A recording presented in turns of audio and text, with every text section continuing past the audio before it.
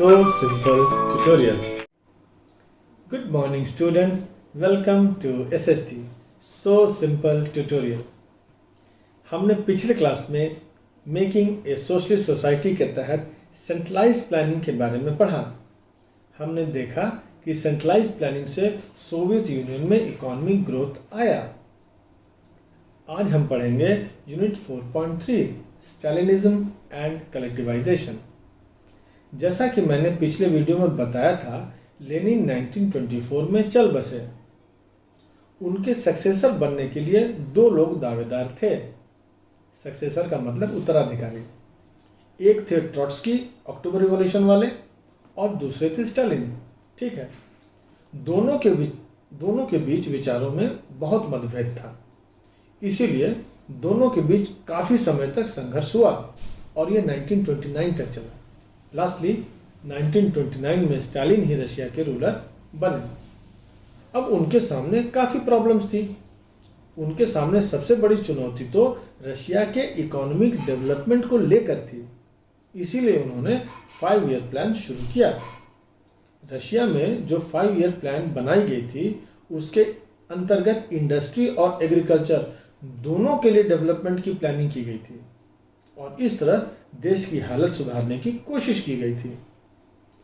Agriculture के development के लिए कलेक्टिव फार्म्स बनाने की बात की गई थी। आज का टॉपिक स्टालिनिज्म एंड कलेक्टिवाइजेशन है। तो सबसे पहले स्टालिनिज्म को समझते हैं। ठीक है, एक्चुअली यह कोई विचारधारा या कोई फिलॉसफी का नाम नहीं है। दरअसल सोशलिस्ट सोसाइटी की स्थापना के लिए स्टालिन द्वारा अपनाई गई पॉलिसीज को ही स्टालिनिज्म कहा जाता है और कुछ नहीं। आज हम लोग एग्रीकल्चर की ही बात करेंगे। 1927-28 के आसपास रूस के शहरों में फूड ग्रेन्स को लेकर भारी संकट पैदा हो गया था। तो गवर्नमेंट ने क्या किया कि फूड ग्रेन्स के प्राइसेस फिक्स कर दिए। मतलब यह कि उस प्राइस से ज़्यादा प्राइस पर कोई भी ग्रेन्स बेच नहीं सकता था। लेकिन किसान जो थे वे उस प्राइस पर गवर्नमेंट को फूड ग्रेन्स बेचने के लिए तैयार नहीं थे। स्टालिन को लगा कि जो रिच पीजेंट्स और ट्रेडर्स हैं वे स्टॉक होल्ड कर रहे हैं और फूड ग्रेन्स की कीमत बढ़ने का इंतजार कर रहे हैं। जब भाव बढ़ जाएंगे तब वे बेचेंगे। आपको तो इकोनॉमिक्स में डिमांड एंड सप्लाई वाली बात पता ही है। जिस चीज़ की मार्केट में कमी होगी उसकी डिमांड बढ़ जाती है। जब डिमांड बढ़ जाती है तो उसकी कीमत भी बढ़ जाती है।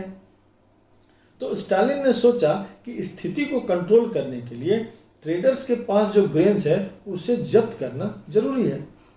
तो 1928 में कम्युनिस्ट पार्टी के मेंबर्स जो थे वो ग्रेन प्रोड्यूसिंग एरियाज में घूमने लगे और किसानों से जबरन अनाज खरीदा और कुलक्स के ठिकानों पर छापे मारे। कुलक्स किसे कहते हैं? They were well to do peasants. Kulak Soviet रूस के अमीर किसान थे। लेकिन ये सब करने से कोई फायदा नहीं हुआ और इसके बाद भी अनाज की कमी बनी रही। तो आपसे ये पूछा जा सकता है, what prompted Stalin to start the collectivisation programme? तो आप इन सब बातों को लिख दीजिए। जब ये तरीका फेल हो गया तो अब तो दूसरा तरीका ढूंढना ही होगा। तो अब कलेक्टिवाइजेशन ऑफ फॉर्म्स का फैसला किया गया। तर्क क्या दिया गया? चूंकि खेत छोटे छोटे हैं इसीलिए अनाज की कमी है। 1917 में जो खेत पीजेंट्स को दी गई थी उनमें ज्यादातर पीजेंट्स के पास छोटे खेत थे और इन छोटे खेतों को मॉडर्नाइज नहीं किया जा सकता था। तो ऐसा माना गया कि मॉडर्न फार्म्स डेवलप करने के लिए उन पर मशीनों की सहायता से इंडस्ट्रियल लाइंस पर खेती करने के लिए कुलक्स का सफाया करना, अन्य किसानों की जमीन छीनना और स्टेट कंट्रोल्ड बड़े बड़े विशालकाय खेत बनाना जरूरी था। कलेक्टिवाइजेशन प्रोग्राम के अंतर्गत स्टालिन ने इन कुलक्स का अंत कर दिया। तो ये कलेक्टिवाइजेशन ऑफ एग्रीकल्चर है क्या? Under collectivisation of agriculture the peasants were forced to give up their individual farms and cultivate in large collective farms called kolkhoz. Peasants worked on these farms and the profit was shared. इसका मतलब क्या हुआ? मतलब यह हुआ कि Stalin ने individual farms की जगह कलेक्टिव फार्म्स बनवा दिए। कलेक्टिव फार्म्स कैसे बनाया? वो ऐसे बनाया कि बहुत से किसानों की जमीन को मिला दिया और एक बड़ा फार्म बना दिया जिसमें सारे किसान कलेक्टिवली काम करेंगे। यही नहीं, किसानों को खेती करने के सारे सामान भी दिए गए।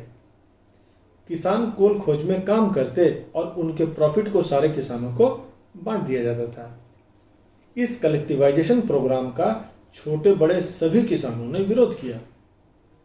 इस विरोध में कई किसानों ने अपने मवेशियों को मार दिया, किंतु स्टालिन ने सख्ती से उसका सामना किया।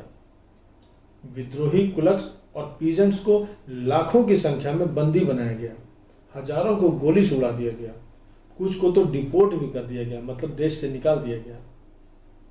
तो क्या इस प्रोग्राम से कोई फायदा हुआ? प्रोडक्शन में कोई खास वृद्धि तो नहीं हुई, बल्कि और ये हो गया कि 1930 से 1933 के दौरान अकाल पड़ गया जिसमें करीब 40 लाख से ज्यादा लोग मारे गए। अब तो लोगों का बोलने का मौका मिल गया। पार्टी में ही बहुत सारे लोग सेंट्रलाइज्ड प्लानिंग के तहत इंडस्ट्रियल प्रोडक्शन और कलेक्टिवाइजेशन ऑफ फार्म्स के रिजल्ट को लेकर के क्रिटिसाइज करने लगे। स्टालिन और उसके साथ के लोगों ने ऐसे आलोचना करने वालों पर सोशलिज्म के खिलाफ साजिश करने का आरोप लगा दिया।